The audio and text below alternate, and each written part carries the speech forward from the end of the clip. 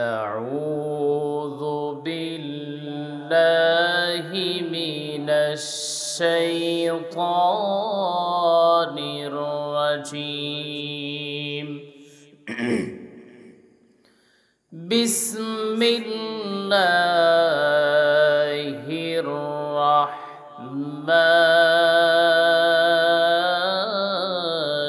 الرحيم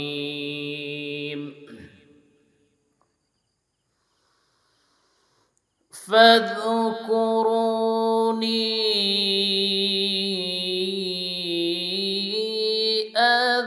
أذكركم واشكروا لي ولا تكفرون.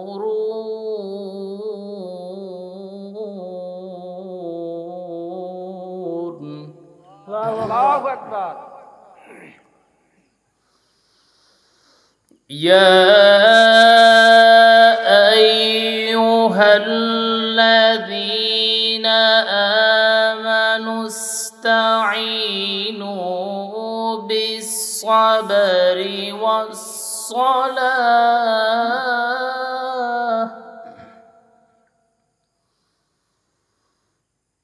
إن الله مع الصابرين.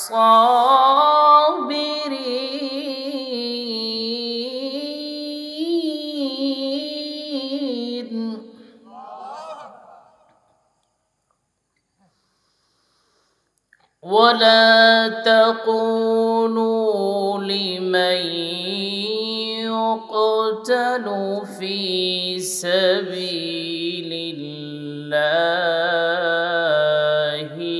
أموات بل أحياء ولكن لا تشعرون.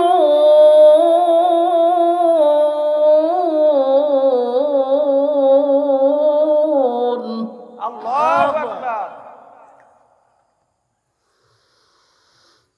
ولنبلونكم بشيء من الخوف والجوع ونقص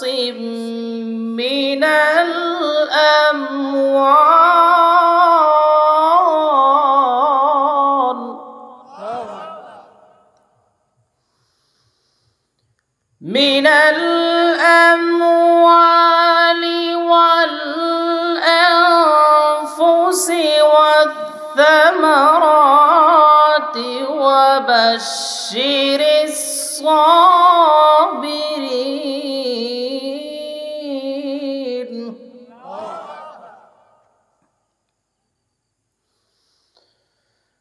الله أكبر. إن الله وملائكته يصلون على النبي يا أيها الذين آمنوا صلوا عليه وسلموا تسليما. اللهم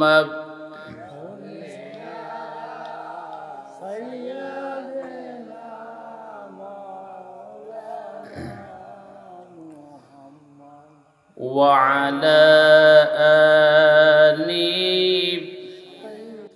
অন্ধ গাহে না শুধু তোমারি গুণগান বোঝেও বোঝে না তব শান তুমি মেহেরবান।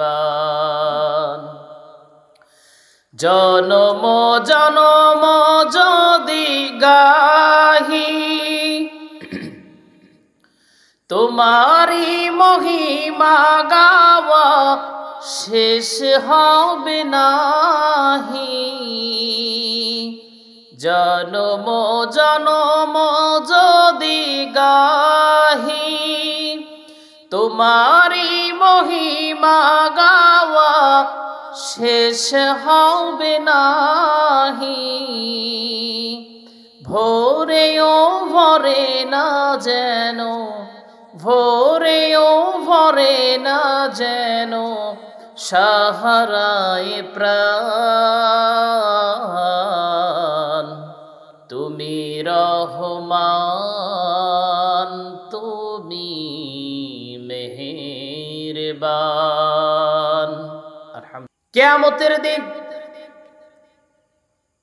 যে হাত দিয়ে আপনি দুনিয়াতে সুন্দরভাবে চলার জন্য সব কিছু করেছেন, আপনি ভালো থাকার জন্য অন্যায়ভাবে এই হাত দিয়া গম মেরে খাচ্ছেন, চাউল মেরে খাচ্ছেন, গরিবের অর্থকে লুণ্ঠন করেছেন, কিয়ামতের দিন এই হাতটা আপনার বিপক্ষে দাঁড়িয়ে যাবে। আল ইয়াউমা নাখতিমু আলা আফওয়াহিহিম ওয়া তুকাল্লিমুনা আইদিহিম ওয়া তাশহাদু আরজুলুহুম বিমা কানু ইয়াকসিবুন। বান্দার হাত, বান্দার পা সেদিন সাক্ষ্য দিবে। কিছু কিছু বান্দার হাত আর পা সাক্ষ্য বান্দার পক্ষে দিবে, আবার বান্দার হাত পা বান্দার বিপক্ষে সাক্ষী দিবে। বান্দার বিপক্ষে সাক্ষী দিয়ে বলবে, আল্লাহ ক্ষমতা তো দিয়েছিলেন, কলমের খোঁচা দিয়া জনগণের অর্থ সম্পদগুলো মেরে খাইছে। এই হাত দিয়া অশ্লীল কাজ করেছে, এই হাত দিয়া অসহায় মানুষকে আঘাত করেছে, এই হাত দিয়া একটা নারীকে অসন্ধ্যা বেলায় যাচ্ছিল রাস্তা দিয়া, তার দেহের ওপরে হাত দিয়ে আঘাত করেছে। এই যে নারীটাকে অত্যাচার করেছে, সাধারণ মানুষের ওপর জুলুম করেছে, এই হাতটা যদি আপনার বিপক্ষে সাক্ষী দিয়ে দেয়, আল্লাহর কসম আর কোন সাক্ষীর দরকার আছে নাকি? আর কোন সাক্ষীর দরকার নাই। আমার ভাইরা, আমার বন্ধুগণ, আমরা এই দুনিয়াতে থাকতে চাই, দুনিয়াতে বাঁচতে চাই। ওমা হাযিহিল হায়াতুদ দুনিয়া ইল্লা লাহু ওয়া লাইব। এই দুনিয়াটা হলো খেল তামাশা মাত্র। একদিন আজ আছে, একদিন থাকবে না। আজ থেকে 100 বছর পূর্বে যারা ছিল আজকে তারা নাই, আবার 100 বছর পর যারা থাকবে তারা তো থাকবে, আমরা কেউ থাকবো 100 বছর পর আমরা এখানে যারা আছি কেউ থাকবো না। আমার ভাইরা, আমার বন্ধুগণ, কিন্তু আল্লাহর সামনে আপনি কি নিয়ে দাঁড়াবেন সেই চিন্তা যদি আল্লাহর গোলামের একটা বারের জন্য করত। সবচেয়ে তাজ্জবের বিষয় হলো আজকে মানুষের মনুষ্যত্বটা একেবারেই চলে গেছে। এই যে কোরবানিটা চলে গেল, কোরবানির ঈদ চলে গেল, ঈদুল আজহা চলে গেল, জিলহজ মাসের 10 তারিখ চলে গেল, পশু কোরবানি দিলাম, আমরা গোশতগুলো খেলাম। আল্লাহ তো গোশত নেয় না, রক্তও নেয় না, কোনো কিছুই নেয় না। বান্দার তাকওয়াটা দেখেন। আল্লাহ রাব্বুল আলামিন বান্দার এইগুলো বান্দাকে শুধু দিয়ে দেন, বান্দা তোমরা খাও, কিন্তু তোমাদের মনের পশুটাকে সাথে কোরবানি দাও। কিন্তু আজকে আমরা এ পরিমাণে বেহায়াপনা, উলঙ্গপনায় নেমে গেলাম। কোরবানির গরু পিছনে রেখে একদম বডির জামা কাপড় মেয়েরা সব খুলে দিয়া টিকটক করতেছে। জোরে কোন সুবহানাল্লাহ। বুঝাচ্ছে যে গরু এটা, মানে ড্যান্স করতে করতে যেটা গরু এটা কোরবানি দেব, মন চায় যে গরুর আগে বাদ দেও, ওর আগে কোরবানি দেব। জানেন এইগুলো আবার ওই পরিবারগুলো সাপোর্ট দেয়, করো তোমরা, কোনো সমস্যা নাই। কিছু কিছু যারা ফেসবুক চালান, আমি তো মাঝে মাঝে এমন রেগে যাই যে ফেসবুকটা অফ করে দিই, চালাবো না। মানে না চাইলেও সেই সব ভিডিওগুলো সামনে চলে আসে। আমি চিন্তা করি, অনেকে কমেন্টও করে, যাচ্ছে এদের কি মা বোন নাই, এদের কি বাপ নাই, দেখে না যে এইগুলো। চিন্তা করছেন কত বড় কথা না? লজ্জা নাই? ওরা ওই পরিবারে জন্ম নিছে। আমার ভাইয়েরা, আমার বন্ধুগণ, এই যে আল্লাহ রাব্বুল আলামিন দুনিয়ায় পাঠালেন একটা গাইডলাইন কিতাব আমাদেরকে দিলেন। এই কিতাব অনুযায়ী যদি আমরা জীবনটাকে পরিচালনা করতে পারি তাহলে চিন্তার কোনো কারণ নাই, টেনশনের কোনো কারণ নাই। দেখেন আল্লাহ রাব্বুল আলামিন বলছেন, বান্দা এই দুনিয়ার মূল্য যেমন আমার কাছে নাই, বান্দা তুমি যদি এই কাজগুলো করতে পারো তাহলে এই দুনিয়া থেকে বিদায় হওয়ার পূর্বে তুমি মহা সাফল্য হয়ে আমার কাছে আসবা, মহা সাফল্য তুমি পেয়ে যাবা। فأما الذين آمنوا وعملوا الصالحات فيدخلهم ربهم في رحمة ذلك هو الفوز المبين সবাই বলি আল্লাহু আকবার। আল্লাহ পাক বলেন যারা ঈমান আনে সৎকর্ম করে তাদের প্রতিপালক তাহাদের দাখিল করবেন তার স্বীয় রহমতে। মানে আল্লাহ আপনাকে স্বীয় চাদর দিয়ে, রহমতের চাদর দিয়ে বেষ্টনী দিয়ে ফেলবেন। আর আল্লাহ পাক বলছেন এটাই তো মহা সাফল্য। যদি আল্লাহ পাক আপনার উপর রহমত বরকত বর্ষিত করেন এটাই আপনার জন্য মহা সাফল্য। এটা শুধু সফলতা নয়, মহা সফলতা। তার মানে হয়েছে এর চেয়ে বড় সফলতা আর কোনো কিছু হতে পারে না। এখানে অনেকে আছেন আপনার চিন্তা ভাবনা হলো আমার দুইটা ছেলে, একটা ছেলেকে ডাক্তার বানাবো, একটা ছেলেকে ইঞ্জিনিয়ার বানাবো। আবার অনেকজনের টেন্ডেন্সি হলো 10টা ছেলে বড় বড় চাকরিজীবী বানাইছে। এইরকম বাবা আছে না নাই? এইরকম বাবা আছে। শুধু চিন্তা ভাবনা কিভাবে আমার ছেলেটা দুনিয়াবি লাভ অর্জন করবে, টাকা কামাই করবে, এইটা আমি চাই, আমি আরো সম্মানীদের মাধ্যমে পেতে চাই। না, এইগুলো সফলতা হতে পারে না। ছেলেটার পিছনে সারা জীবনের অর্জিত টাকাগুলো আপনি ব্যয় করলেন। সেই ছেলেটা যখন বিবাহ করলো, ছেলের তো অর্থ সম্পদ মানে টাকাগুলো আপনার পাওয়ার কথা ছিল, কিন্তু চাবি তো আপনার হাতে নাই, বইয়ের হাতে। লাভটা কি হইলো? সর্বশেষ আপনার যে পরিণতিটা হবে সেটা হলো নাই আপনাকে আলাদা করে দিবে। আর শহরের ছেলে যদি হয় তাহলে বৃদ্ধাশ্রম। ঠিক কিনা? তাহলে বলেন কি হলো, কি বলেন তো? মাঝে মাঝেই আমাদের চোখের সামনে পড়ে বৃদ্ধ বাবাকে ছেলে খুন করেছে। মাঝে মাঝেই আমাদের চোখের সামনে পড়ে বাবাটা মরে গেছে, একদিন হয়ে গেছে, সকালে মারা গেছে, বিকাল হয়ে গেছে, ছেলেটা বাবার লাশটা কবরে নামায় নাই, দাফন করে নাই, আমার সম্পত্তি বুঝে দিল না। সাতক্ষীরার একটা ঘটনা, ছেলে আর মেয়েরা এসে সামনে দাঁড়াইছে, বাবার লাশ কবরে নামাবো না যতক্ষণ বাবার অর্থ সম্পদগুলো আমাদের বুঝে না দেওয়া হবে। আবার এমন একটা দৃশ্য দেখলাম, একজন ভাই তার জমির সমানে দাম কমে যাবে, এই জন্য জমির মালিক রে সেই কবরের ভিতরে নামাতে দিবে না, নিজে গিয়ে কবরের ভিতরে শুয়ে পড়ছে। চিন্তা করছে? মানুষ বলা যায় মানে ভাইরে যদি মনে করেন যে একটা হাইওয়ে রোডের সাথে জায়গাটা, তো যে জমির মালিক উনি মারা গেছে, তো ওনার চাওয়া ছিল যে এই কবরে এই জায়গাতে আমাকে দাফন করা হবে। তো ভাই মারা গেছে, ভাইয়ের ছেলে মেয়ে নাই, ছেলে মেয়েটাই নাই। এখন সেই সিও জমির মালিক হয়েছে ছোট ভাই, ছোট ভাই গিয়ে করছে কি কবরের ভিতর শুয়ে পড়ছে, বাইরে কবরে নামাতে দিবে না। কবর তাহলে তো দাম কমে যাবে জায়গা। আমার কথা বুঝতে পারছেন তো নাকি? এই যে মানুষের টেন্ডেন্সিটা একদম নিম্ন চলে গেল।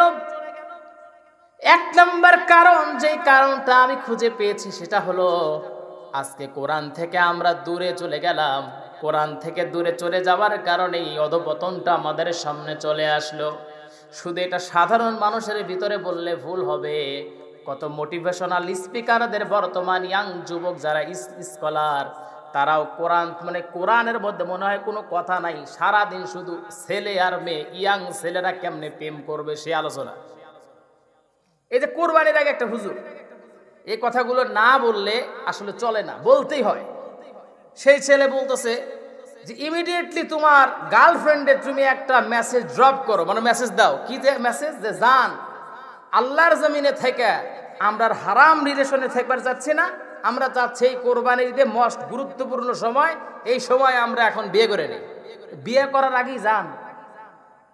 আচ্ছা, এটা হুজুরের কোনো কথা হইল নাকি? আমার ভাইয়ের, আমার বন্ধুগণ, এইসব আলেমদেরকে গ্রহণ করা যাবে না। আমি তো মাঝে মাঝে মনে হয় ওর যদি যোগাযোগ করা যেত, আমি ওকে প্রশ্ন করতাম, তোমার তো সুন্দর চেহারা, কোরআন থেকে কথা বলো, এত দ্রুত ভাইরাল হওয়ার দরকার নাই, সময় নিয়ে কথা বলো। একটা সময় গিয়া দেখবা যদি তোমার উদ্দেশ্য যদি হয় কোরআন প্রচারের যদি উদ্দেশ্য হয়ে যায়, আল্লাহর কসম করে বলতেছি, আল্লাহি বিল্লাহি তাল্লাহি, আল্লাহ রাব্বুল আলামিন তোমার সম্মানটা আকাশচুম্বী করে দিবেন, ঠিক কিনা? এই বাংলাদেশে কত মুফাসসির, কতজন আসলো, কত আলোচক আসলো, এলো গেল, কিন্তু একজন কোরআনের পাখি ছিলেন, সারাটা জীবন 50টা বছর কোরআনের তাফসির তিনি করলেন। আমার ভাইয়ের, আমার বন্ধুগণ, ধর্ষণের মামলা দিলাম, চুরির মামলা দিলাম, বাটপারের মামলা দিলাম, এরপরে বিষ প্রয়োগে হত্যা করলাম, তবুও দেখি বাংলাদেশের প্রায় 15 কোটি লোকজন তার জন্য চোখের পানি ফেলে কান্না করে, ঠিক কিনা? এক নম্বর কারণ, কোরআনকে তিনি গ্রহণ করেছিলেন। আমার ভাইয়ের, আমার বন্ধুগণ,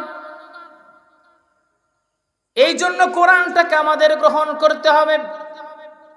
আল্লাহ রাব্বুল আলামিন বলছেন, যারা ঈমান আনবে, সৎকর্ম করবে, আল্লাহ পাক তাদেরকে স্বীয় রহমতের চাদর দিয়ে আবৃত করে ফেলবেন এবং তারাই সাফল্যমণ্ডিত হয়ে যাবে।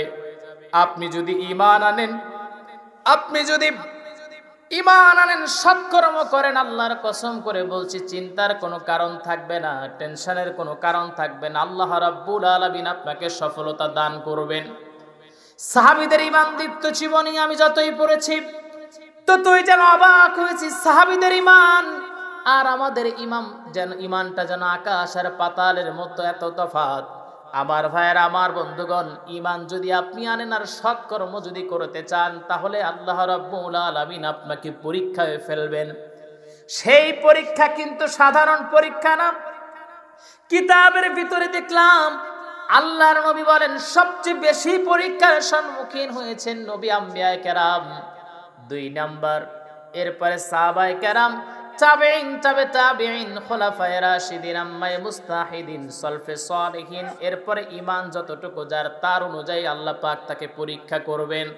আল্লাহ পাক বলেন, আহাসিবান নাসু আন ইউতরাকু আন ইয়াকুলু আমান্না ওয়া হুম লা ইফতানুন। সবাই বলি আল্লাহু আকবার। আল্লাহ পাক বলছেন, ঈমান এনেছি এই কথা বললে তোমাদের ছেড়ে দেওয়া হবে না, তোমাকে ছেড়ে দেওয়া হবে না, বরঞ্চ গোলাম তোমাকে পরীক্ষা নেওয়া হবে, পরীক্ষা করা হবে।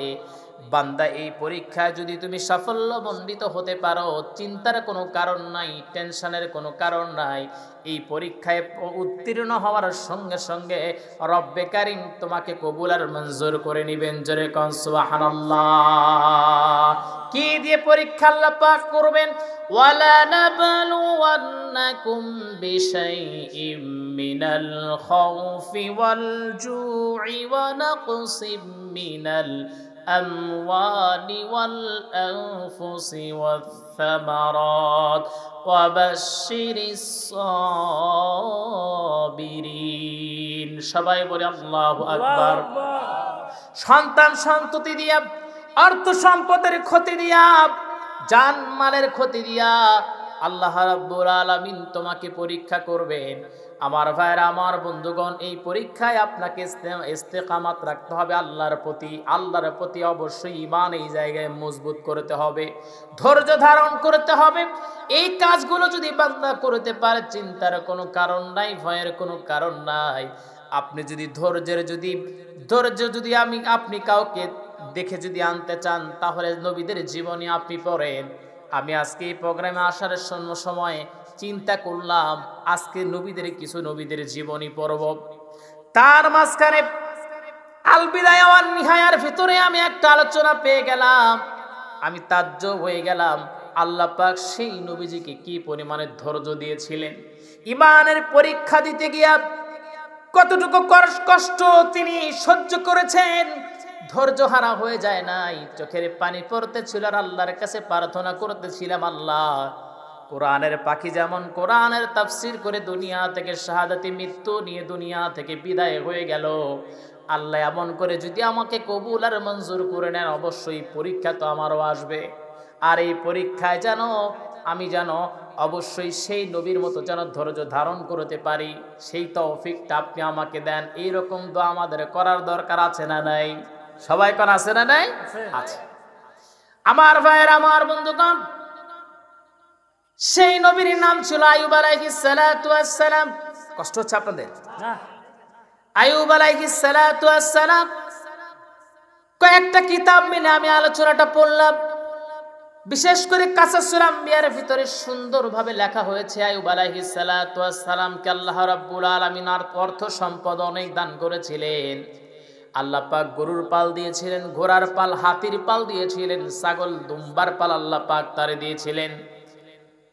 ওই সময়ের জন্য উনি অনেক অর্থের মালিক ছিলেন। একদিন শয়তান ডেকে বলছে, ওহে রব্বে কারীম আরহামুর রাহিমিন, আপনি যে এই নবীকে যে এত অর্থ সম্পদ দান করেছেন, সেই জন্য সে আপনার ইবাদত করে। আয় আল্লাহ তাআলা, যদি আপনি অর্থ সম্পদগুলো শুধু ছিনাইয়া নেন, তাহলে সে আপনার আর ইবাদত করবে না। আল্লাহ পাক বললেন, ঠিক আছে, তুমি যাও, তার কাছে তুমি গিয়ে একটু চেষ্টা করে দেখো।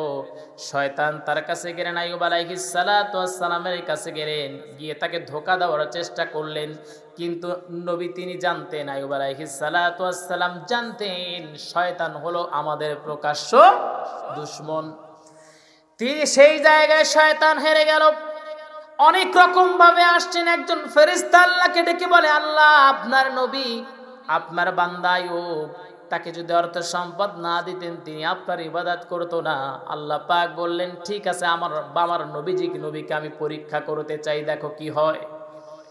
হঠাৎ করে একদিন তিনি জায়নামাজের মুসল্লায় তিনি আল্লাহর ইবাদতে লিপ্ত। এমন সময় তার কাছে খবর আসলো, হে নবী আইয়ুব, তুমি জানো না, আপনি জানেন নাকি, আপনার গরুর পাল তো আকাশ থেকে বজ্রপাতে সব চলে গেছে, গরুর পালটা শেষ। আইয়ুব আলাইহিস সালাতু ওয়াস সালাম বললেন, ওই গরুর পালটা আমার নয়, আল্লাহ পাক আমারে দান করেছিলেন, আল্লাহর মাল আল্লাহই নিয়ে গেছে। আমি আইয়ুবের বলার কিছু নাই, এইটা বলে তিনি ইবাদতে নিমগ্ন হয়ে পড়লেন। কিছুদিন পর উটের পালের এমন খবর আসলো, তবুও তিনি সেম কথা বললেন। আর কিছুদিন পর হাতির পালটা চলে গেল, তিনি বললেন সেটা আল্লাহর জিনিস, আল্লাহ নিয়ে গেছে।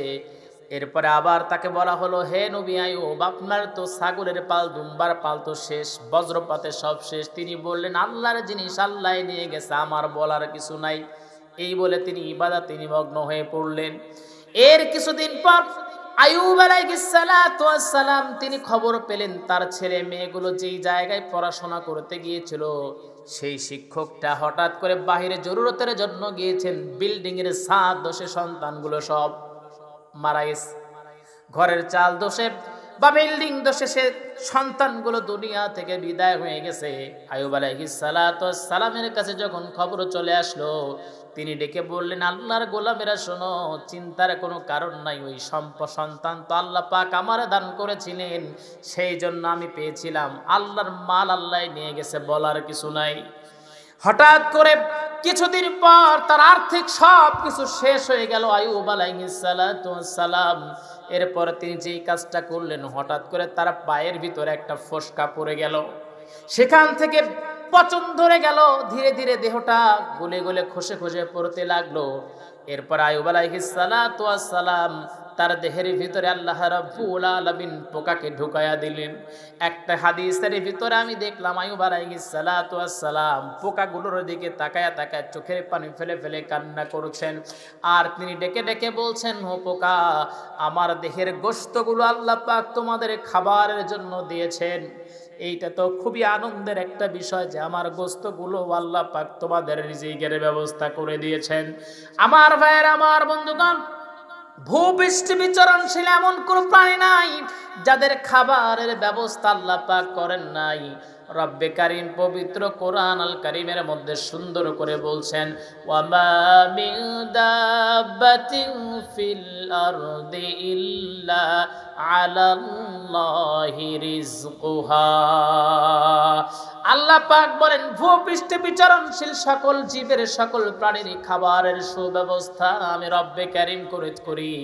আমার ভাইয়েরা, আমার বন্ধুগণ, আইয়ুব আলাইহিস সালাতু ওয়াস সালাম যখন তিনি এমন করে দেখতেন আর পোকাগুলো যখন দেহ থেকে খুলে খুলে পড়ে যেত, পোকাগুলোকে নিয়ে তিনি দেহের ভিতরে তিনি দিতেন আর বলতেন, তোমাদের এই খাবারের ব্যবস্থা আল্লাহ পাক আমার দেহের ভিতরে করেছেন। আইয়ুব আলাইহিস সালাতু ওয়াস সালাম একের পর এক সেই জায়গা থেকে তাকে বিতাড়িত করা হলো। ছালার চটে করে তাকে নিয়ে যাওয়া হয়। আত্মীয় স্বজন পাড়াপতি যা ছিল, একদিন তার শুভাকাঙ্ক্ষী যারা ছিল, আজকে তার পাশে কেউ নাই। বিপদে পড়ে দেখেন, দেখবেন কেউ কাউরে পাবেন না। বিপদে পড়ে দেখেন কাউরে পাশে পাবেন না। আজকে টাকা আছে আপনার পিছনে, সবাই আছে, প্রয়োজনে আপনার জুতোটা সোজা করে দেয়। আপনি একটা বিপদে পড়ে দেখেন কেউ আপনার পাশে থাকবে না। এই দুনিয়ায় শুধু পাশে থাকে মা আর বাবা, আর বেশি স্বার্থের যদি প্রয়োজন হয়ে যায় মা বাবাও কিন্তু চলে যায়। সেটা প্রমাণ আছে না নাই? আমার ভাইয়ের, আমার বন্ধুগণ, আইয়ুব আলাইহিস সালাতু ওয়াস সালামকে ছালার চটে করে যখন এক গ্রাম থেকে অন্য গ্রামে যখন নিয়ে যাওয়া হচ্ছিলেন, তিনি চোখের পানি ফেলে ফেলে কান্না করছিলেন আর বলছিলেন, আল্লাহ, একদিন আমার পিছনে সবাই ছিল, আজকে একের পর এক গ্রাম থেকে আমাকে বের করে দেওয়া হয়। আমার গায়ের দুর্গন্ধ, কেউ আমাকে গ্রামে রাখতে চায় না।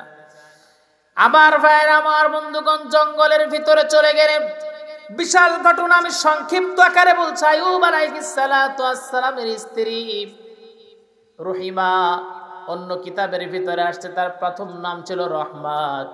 ইউসুফ আলাইহিস সালাতু ওয়াস সালামের তার ছেলের মেয়ে ছিলেন এই রহিমা। রহিমা আলাইহিস সালাতু ওয়াস সালাম আইয়ুব আলাইহিস সালাতু ওয়াস সালামকে খেদমত করতে তার দুইটা ভাই মাঝে মাঝে এসে দেখে যেত। আইয়ুব আলাইহিস সালাতু ওয়াস সালামের একজন ভাই ডেকে বলছেন, ভাইয়া শোনো, আমাদের ভাই শুনেছি নবী আবার এত বড় একজন মানুষ, যদি গুনার কাজ না করবে তাহলে তার এমন করুণ পরিণতি কেন? আমার ভাইয়ের, আমার বন্ধুগণ, এই কথাটা যখন আমি কিতাবের ভিতরে পেয়েছিলাম তখন আমার মনে পড়ে গেল কত মানুষ আমাদের সামনে এসে বলতো, 50টা বছর যে মুফাসসির কোরআনের তাফসীর করলেন সে যদি ভালো মানুষ হবে জেলের ভিতরে থাকে কেন? আরে ভাই, কত নবী তো জেল খাটছেন।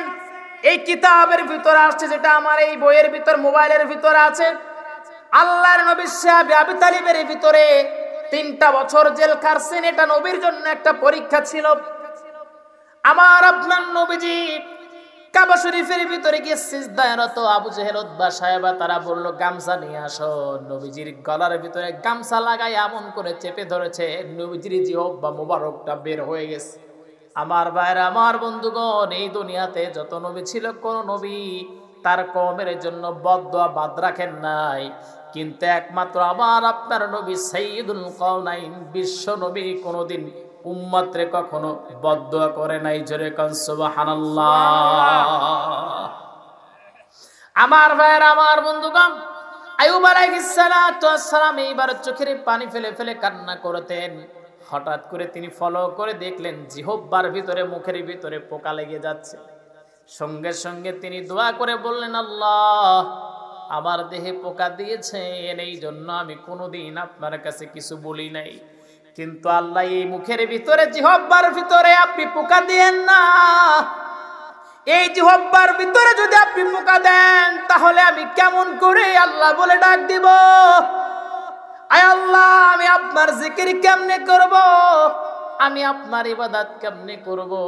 আল্লাহ, আমি আপনার কাছে প্রার্থনা জানাই, আমার জিহ্বার ভিতর আল্লাহ আপনি পোকা দিয়েন না। আমার ভাইয়ের, আমার বন্ধুগণ, আপনারা জানেন কিনা জানি না, ফেরেশতারা কিতাবের ভিতর আমি পেয়েছিলাম, ফেরেশতারা এই বড়িটাকে বানিয়েছেন আর আল্লাহ পাক নিজ কুদরতি হাত দিয়ে বান্দার মুখখানা বানিয়েছেন। আপনারা জানেন কিনা আমি সেটাও জানি না। আপনার পুরো অঙ্গ প্রত্যঙ্গের যে স্কিন মানে চামড়া মুখের স্কিনের সঙ্গে মিলবে না। আজকে বিজ্ঞানীরা বলে আপনি যে সাবান দেহে ব্যবহার করেন, সাবানটা মাথায় নিবেন না, চুল নষ্ট হয়ে যাবে, উঠে যাবে। সাবানটা দেহের কাজ করবে, কিন্তু মুখে যদি লাগান আপনার স্কিন নষ্ট হয়ে যাবে। শ্যাম্পু মাথায় লাগাবেন ভালো, মুখে লাগানো যাবে না, ক্ষতি হবে। তার মানে মুখের স্কিনটা খুবই গুরুত্বপূর্ণ। আমার ভাইয়ের, আমার বন্ধুগণ, কেন গুরুত্বপূর্ণ জানেন? আদম আলাইহিস সালাতু ওয়াস সালাম যখন তাকে তার মূর্তিটা যখন আল্লাহ পাক বানিয়ে রাখছেন, আল্লাহ পাক আদম আলাইহিস সালাতু ওয়াস সালামের এই মাথাটা মানে মুখ মোবারক মুখ বানানোর সময় আদম আলাইহিস সালাতু ওয়াস সালামের মুখটাতে আল্লাহ রাব্বুল আলামিন একটু আদর করে বুলাইয়া দিয়েছিলেন। আমার ভাইয়ের, আমার বন্ধুগণ, এই জন্য মুখটাতে আদর করে দিয়েছিলেন, কারণ তার বান্দা, তার আদম সারাটা জীবন তার আল্লাহর, তার রবের দাসত্ব করবে, জিকিরি করবে। জোরে কারণ সুবহানাল্লাহ। জিকিরি হবে কার নামে? সবাই বলি কার নামে? জিকির আল্লাহর নামে হবে, কোনো বাবার নামে হবে?